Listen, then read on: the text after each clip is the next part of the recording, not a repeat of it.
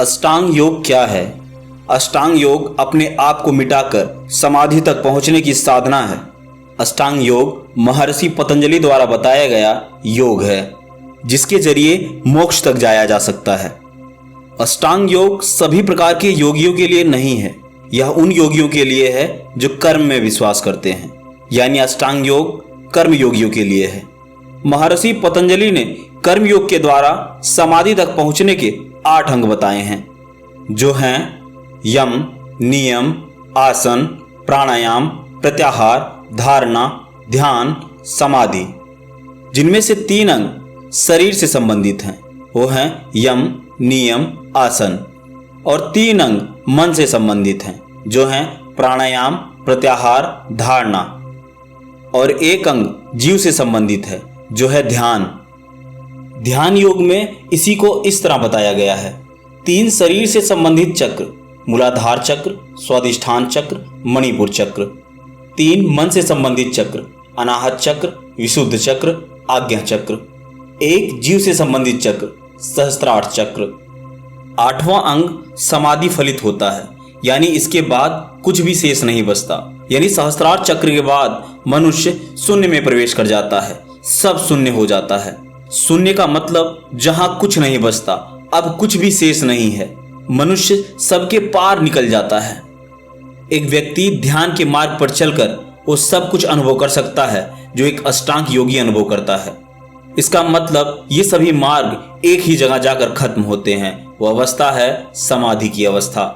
एक व्यक्ति जो ध्यान योग में प्रवेश करता है वह धारणा से शुरू करता है। यदि हमारी धारणा बराबर होती है तो एक पल में ध्यान लग जाता है, और एक पल के लिए भी यदि व्यक्ति का ध्यान लग गया तो नीचे के सभी अंग यम, नियम, आसन, प्राणायाम, प्रत्याहार स्वयं ठीक हो जाते हैं। पर यदि ध्यान योग आपका रास्ता नहीं है, आप कर्म योग में विश्वास रखते हैं, आप कर्म योगी हैं, तो आप महर्षि पतंजलि के अष्टांग योग को यम से शुरू करें। आजकल लोग योग को केवल आसन और प्राणायाम ही समझते हैं और नीचे के 2 अंग यम और नियम को भूल जाते हैं। इसके कारण उनका ध्यान सफल नहीं होता। आज से 5-7 हजार साल पहले यम से शुरू करना बड़ा आसान था। हमारे ऋषि मुनि अष्टांग योग को यम से ही शुरू करते थे, परंतु अब बहुत कठिन हो गया है। तो आइए अष्टांग योग के 8 अंगों को समझते हैं। तो पहला अंग है यम, जो कि संयम से आया है, जिसका अर्थ बाहरी अनुशासन होता है। जब हम इस दुनिया में आते हैं तो हम बहुत से लोगों और वस्तुओं के संपर्क में आते हैं, तो हमें किससे कैसा व्यवहार करना है यह हमें इसमें बताया गया है। महर्षि पतंजलि ने यम में 5 अनुशासन बताए हैं। अहिंसा, शब्दों, विचारों और कर्मों से अपनी और किसी की हानि नहीं करनी है। सत्य, विचार और व्यवहार में सत्यता होनी चाहिए।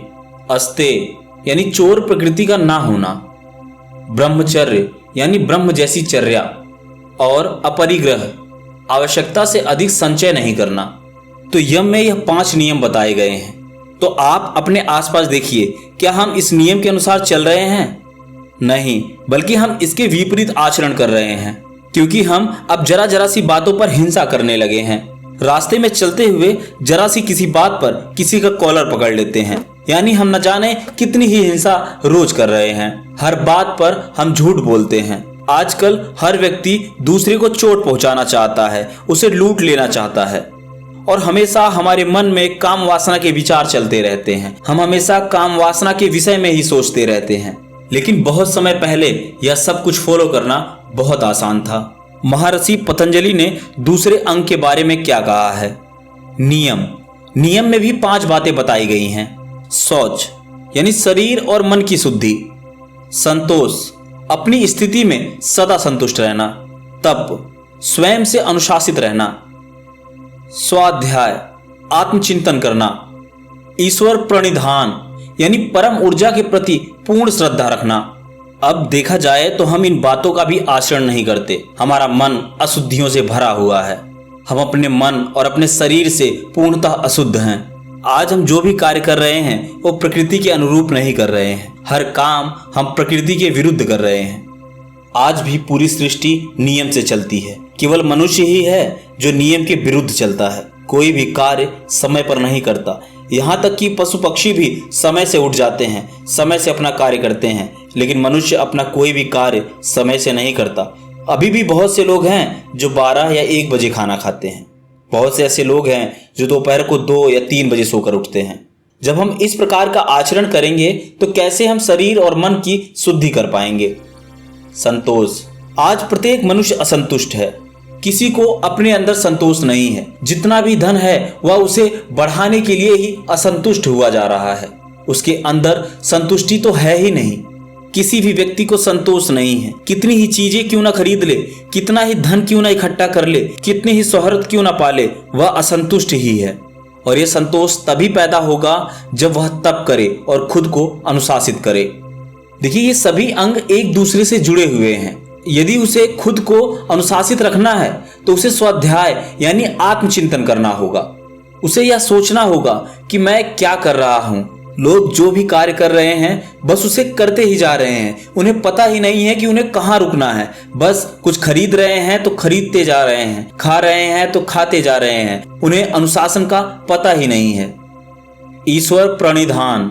हमें परम ऊर्जा के प्रति श्रद्धा रखनी होगी, लेकिन आज हो क्या रहा है, लोग भगवान के अस्तित्व को ही नकारते हैं, इस परम ऊर्जा को ही नकारने लगे हैं। महर्षि पतंजलि तीसरे अंग आसन में बताते हैं स्थिर सुखमासनम, यानी स्थिर सुखमय आसन, यानी शरीर जिसमें बिना तकलीफ के रह सके। आजकल लोग थोड़ा सा भी शांति से बैठ नहीं सकते, कुछ ना कुछ करते रहते हैं। उन्हें थोड़ा सा समय मिल जाता है तो घूमने निकल जाते हैं। चलिए, अगर आपसे ही कहा जाए कि आप कुछ देर शांति से बैठ जाएं, एक स्थिर आसन में बैठ जाएं, तो क्या आप बैठ पाएंगे? आप परेशान हो उठेंगे, आपके अंदर विचार पनपने लगेंगे, आप इधर उधर भागने की कोशिश करने लगेंगे। आपको ऐसा लगेगा जैसे आपको कोई ऑपरेट कर रहा है, कोई आपसे कोई जबरदस्ती कार्य करा रहा है। आप बैठ ही नहीं सकते। बैठ जाएंगे तो मोबाइल ऑपरेट करने लगेंगे, कोई गाना सुनने लगेंगे, यानी आपको शांति से स्थिर होकर एक आसन में बैठा ही नहीं जाएगा। आप एक दिन 1 घंटे के लिए प्रयोग करके देख लीजिए। आप एक कमरे में एक आसन लगाकर बैठ जाइए, देखिए क्या आप बैठ पाते हैं। या तो आप सो जाएंगे या कोई ना कोई कार्य करने लगेंगे। इसलिए महर्षि पतंजलि को आसन अंग जोड़ना पड़ा।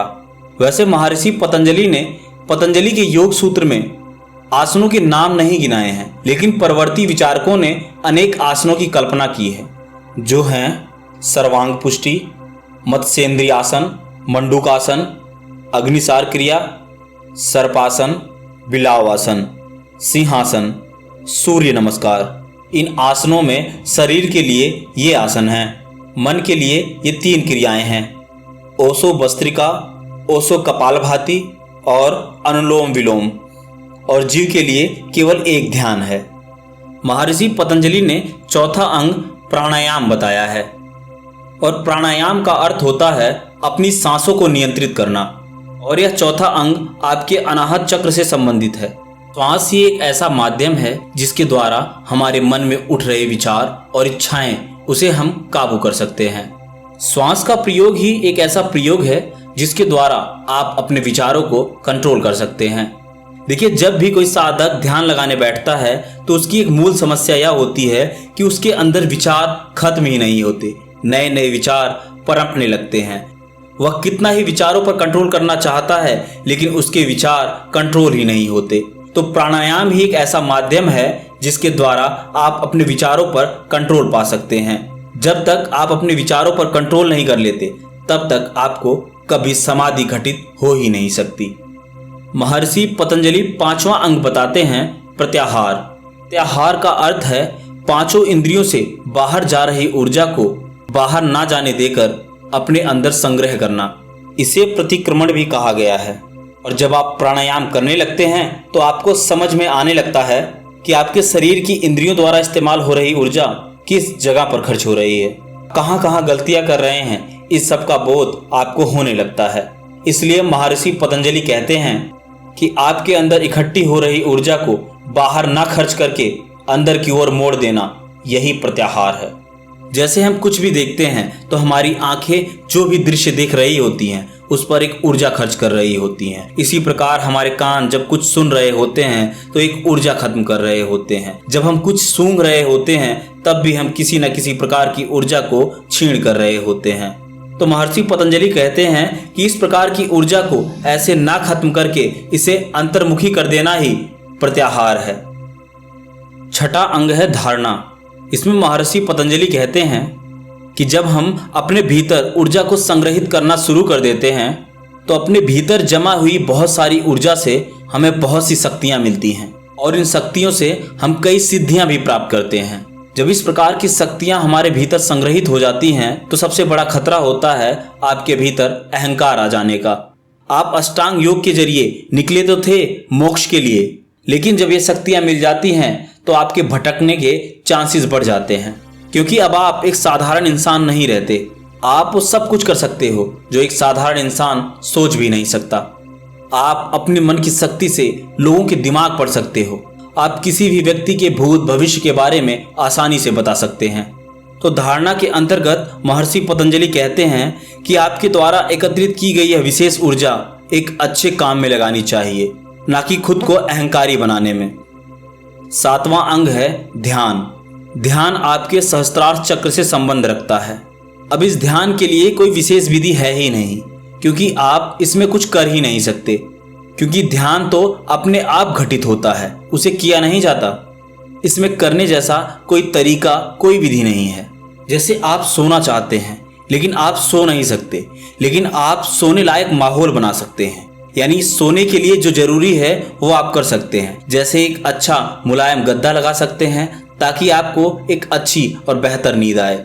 इसी प्रकार आप ध्यान लगाने की सिर्फ कोशिश कर सकते हैं। ध्यान की अवस्था में आप बैठकर किसी वस्तु पर ध्यान लगाकर अपने विचारों से मुक्त हो सकते हैं। जैसे जैसे आप अपने विचारों से मुक्त होते रहेंगे, आप एक अलग ही अवस्था को प्राप्त करते जाएंगे। जब आप विचार शून्य हो जाते हैं तब एक परम ऊर्जा उतरती है। उस अनुभव को ध्यान कहते हैं। लेकिन आजकल लोग इस दुनिया के दुखों को देखकर शांत हो जाते हैं। यह शांति कोई ध्यान नहीं है। समाज से मिले दुखों के कारण जब आपके अंदर शांति आती है तो यह शांति ध्यान नहीं है, लेकिन जब यह परम ऊर्जा उतरती है तब आप आनंदित हो उठते हैं। लेकिन ध्यान थोड़े थोड़े समय में टूट जाता है। जैसे कोई दूसरा विचार आपके मन में आ गया या किसी ने आपको आवाज दे दी तो ध्यान टूट जाता है। याद रखिए, यदि आप यह सोच रहे हैं कि आपको कोई विचार नहीं आ रहा है, यह भी एक प्रकार का विचार ही है। और यदि आप यह सोच रहे हैं कि आपको एक परम ऊर्जा का अनुभव हो रहा है तो भी यह एक प्रकार का विचार ही है। जब तक आपको यह महसूस हो रहा है कि आपके बॉडी में आपके साथ क्या क्या हो रहा है, तब तक यह ध्यान नहीं है। जब ध्यान घटता है, इस अनुभव को आप किसी भी प्रकार नहीं कह सकते, इसलिए इस अवस्था को शून्य कहा गया है। जब आपका ध्यान बार बार लगने लगता है तब एक वक्त ऐसा आता है कि ध्यान की स्थिति टूटती नहीं, आपका ध्यान सतत यानी कंटिन्यू बना रहता है। उस अवस्था को समाधि कहते हैं। इस अवस्था में आप शरीर और मन से अलग हो जाते हैं। तब आप कुछ भी कार्य करते रहें, चलें फिरें, बोलें, बात करें, लेकिन आपका उस परम ऊर्जा के साथ ध्यान टूटता ही नहीं है। इस अवस्था में आप जो भी कार्य करते हैं, यह कार्य उस परम ऊर्जा द्वारा ही किया जाता है। इसलिए व्यक्ति द्वारा गलत काम नहीं होता है और आपको सभी समस्याओं का, सभी बातों का समाधान मिल जाता है। अगर आप अपने दैनिक कार्यों में ध्यान करने लगेंगे तो आप समाधि की अवस्था तक जल्द ही पहुंच जाएंगे। जब भी आप कोई कार्य करें तो आप किसी दूसरी बात का विचार न करें। जैसे खाना खाते वक्त आप किसी और के बारे में मत सोचिए, आप सिर्फ खाना खाइए। और जब आप कोई ऑफिस का काम कर रहे हैं तब आप खाने का विचार ना करें। यानी आप जो भी कार्य कर रहे हैं उसे ध्यान से कीजिए। तो इसलिए जब आप ध्यान करें तो आप यह कभी मत सोचें कि आपकी कुंडलिनी एक्टिवेट हो रही है कि नहीं हो रही है, आप ध्यान सही प्रकार से कर रहे हैं कि नहीं कर रहे हैं, आपको कौन सा ध्यान करना चाहिए, कौन सा ध्यान नहीं करना चाहिए। जब आप इस प्रकार के विचार से मुक्त होकर ध्यान करते हैं तब आप समाधि तक जल्द ही पहुंच जाते हैं। तो आज की वीडियो में बस इतना ही। आपके कोई प्रश्न हैं तो नीचे कमेंट सेक्शन में पूछ सकते हैं। वीडियो पसंद आई है तो वीडियो को लाइक, दोस्तों के साथ शेयर करना मत भूलिएगा। चैनल पर पहली बार हैं तो चैनल को सब्सक्राइब कर दीजिए। मिलते हैं किसी और वीडियो में किसी और नई जानकारी के साथ। तब तक के लिए नमस्कार।